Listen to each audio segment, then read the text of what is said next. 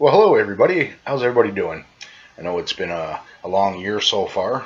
Um, February for a leap year, 29 days, a little long. March, 12 weekends in a row in March, and here we are in April, which is taking forever. And I think we're back to winter. But today's a beautiful day, and today was a day for an adventure.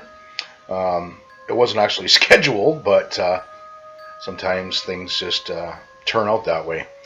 I had a member of South Coast actually get a hold of me this week, a few days ago. I'll just call her T because I won't, let anybody know who it is. And she had some concerns about this house across the road from her, which looks abandoned, and but yet she sees a little old lady in the upstairs window looking out frequently. And actually, it's been going on for quite some time, and the last sighting was just a matter of days ago.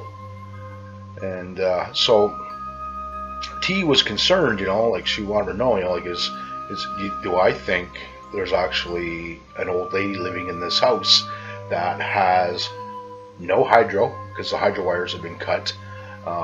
Would you think somebody would be living in there like that under those conditions? And no, I don't, especially somebody being a senior and all. And where this house is located, it's out in the middle basically of nowhere. There's nothing in walking distance at all. There's not even an outhouse. Like, if you have no hydro, you have no water pumps, you have no nothing, right? You have nothing to work in the house for you, you know. Um, so I don't believe there's anybody in the house. I do believe it's possible this apparition is a spirit. Now, I'm not sure yet if it's an intelligent haunting or a residual haunting. Now, if it's just residual, this so-called lady who goes to the window is probably going to show up at that window from time to time. She probably has a routine that she was on. She might show up at the window every night at supper time looking for her husband to come home. Whatever her routine is. So, and it'll never change. It'll be the same routine every, say, Monday, Wednesday, Friday at 5 o'clock. She'll be at the window.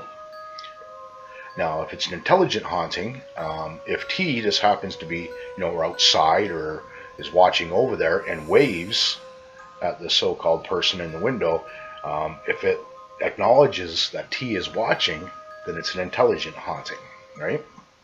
So we haven't, that's yet to be determined.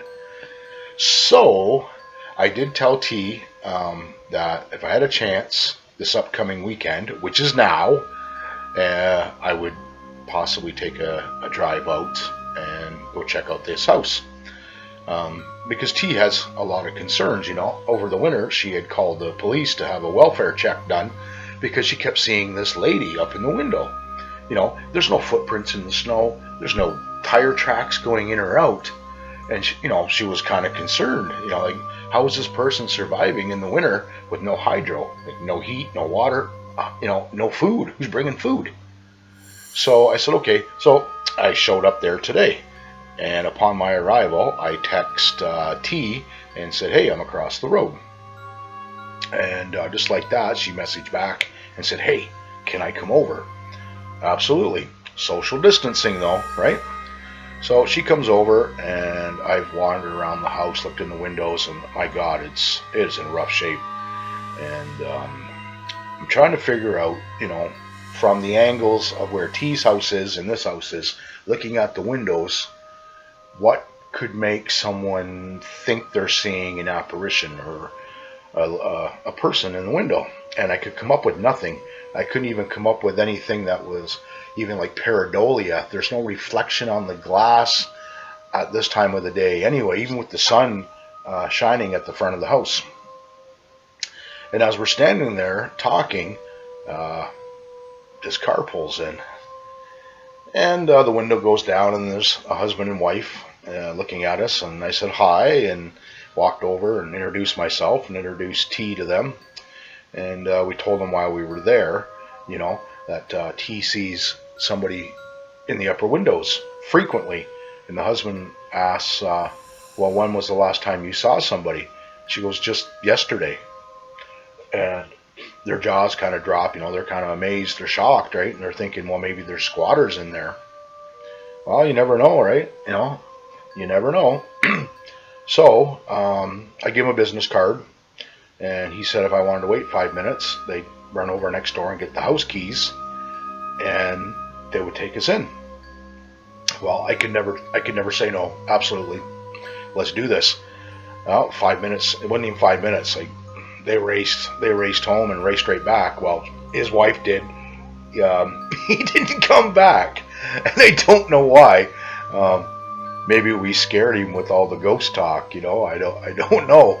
But anyway, the wife figured out what door the key worked in, and off we went into the house.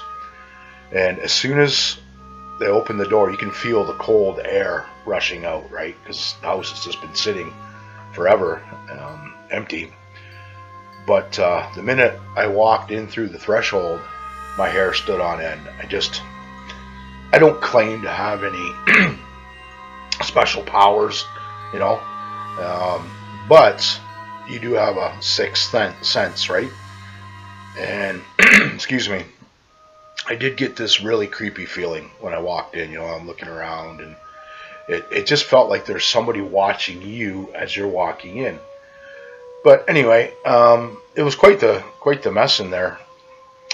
I guess they had a young couple in there doing some renovations last year, and they just stopped abruptly and disappeared, and no one's ever heard from them for no apparent reason that anybody knows of. But anyway, thanks, dogs. Neighbors must be walking by.